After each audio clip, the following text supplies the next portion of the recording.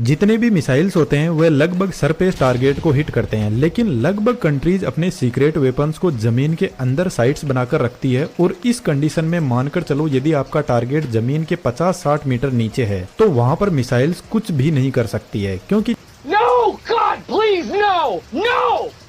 No!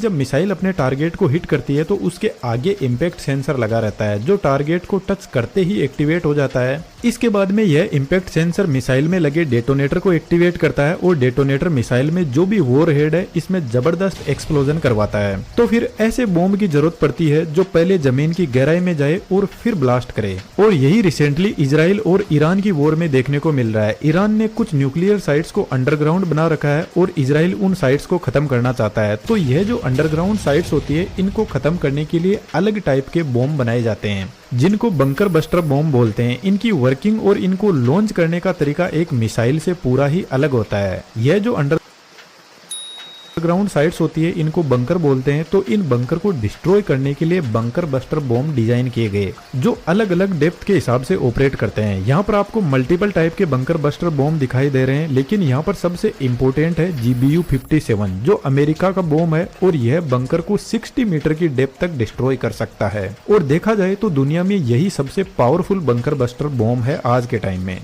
इसकी engineering को थोड़ा डिटेल से जानने की कोशिश करते हैं। देखा जाए तो स्पेशली अमेरिका के पास में ही पावरफुल बंकर बस्टर बॉम्ब है और यह तीनों अमेरिका के ही है।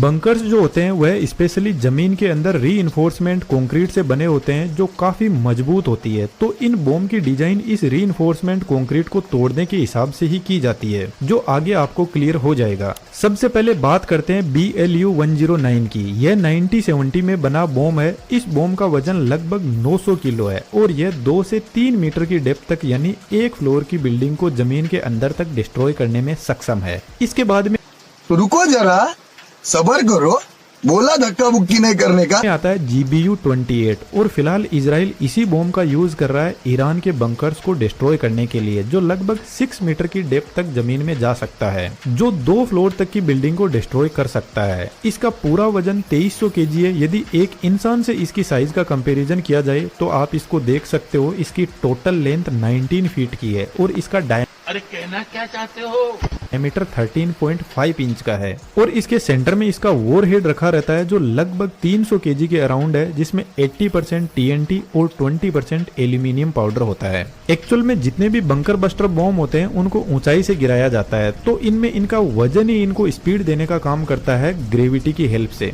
तो जब बॉम्ब ऊपर से नीचे गिरता है तो इसके फ्रंट साइड में एक लेजर सेंसर होता है जो टारगेट को लेजर की हेल्प